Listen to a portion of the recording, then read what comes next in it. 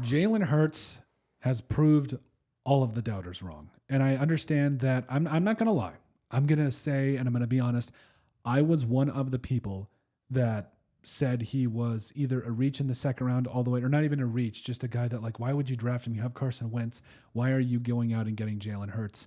And it was at a time where I felt like the Eagles, I mean, what was it? They were coming off the Super Bowl win, or they were getting ready for a Super Bowl win. I can't remember, but it was back then where you just saw this guy coming in from Oklahoma, and I was like, and he obviously had his history at Alabama, but I think we can all comfortably say Jalen Hurts has proved all the doubters wrong. Yes, and I was on the Jalen Hurts train right away. Mm-hmm. The first Monday night game he started, and when they do their whole Jalen Hurts from, when he said the University of Oklahoma, I knew it. I go, oh, he's going to be a bad man. Yeah. Like, I feel bad for whoever's going to play that guy. Like, because he has a chip and it is big. And the more you watch him, it's just the fact that, like, he has so much, like, from an athletic standpoint. Not only does he squat a small house, that's one thing. Yes. But it's the fact that he's got a live arm. We've seen him this year be that leader for the Philadelphia Eagles. He's coming off a big-time win over the Washington Commanders, completing over 70% of his passes for 319 yards,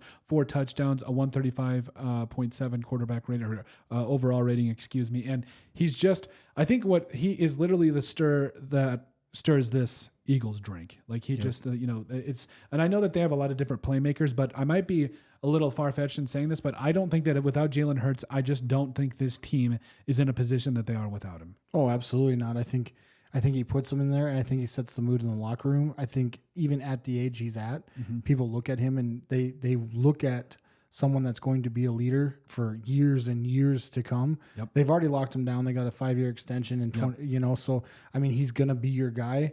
And the Eagles have bet on him again and again and again, and it has paid off every time.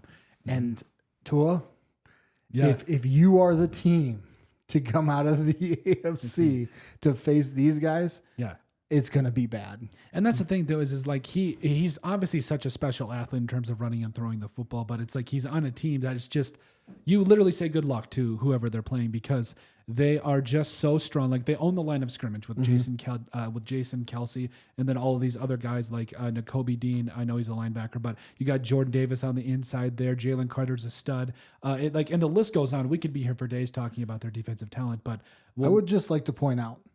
Okay, so I mean, you have your rookie year, and then you have usually a sophomore slump. Yeah.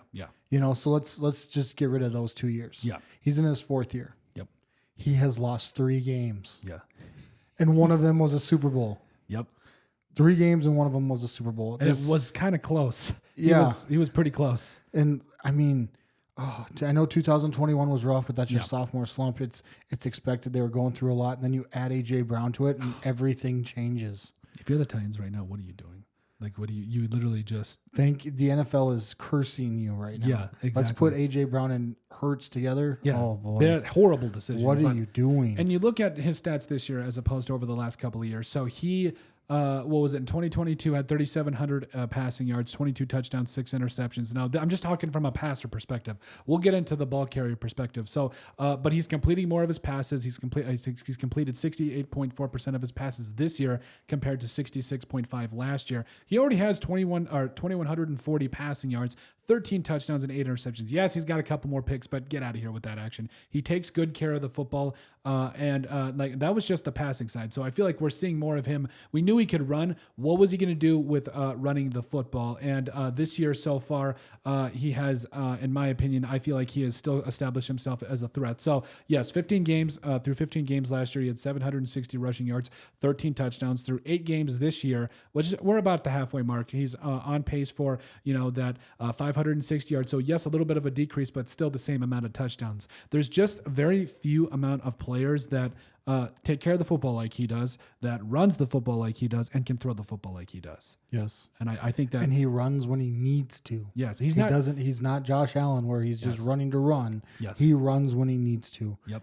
And he sees that lane, and defense beware. Yeah, I think it's not hard to say that he's easily a top 10 quarterback right now. And hey, he proved all the doubters wrong. You got to love what you're seeing out of Jalen Hurts recently. But hey, let us know what you guys think. Make sure you guys like, comment, and subscribe down below.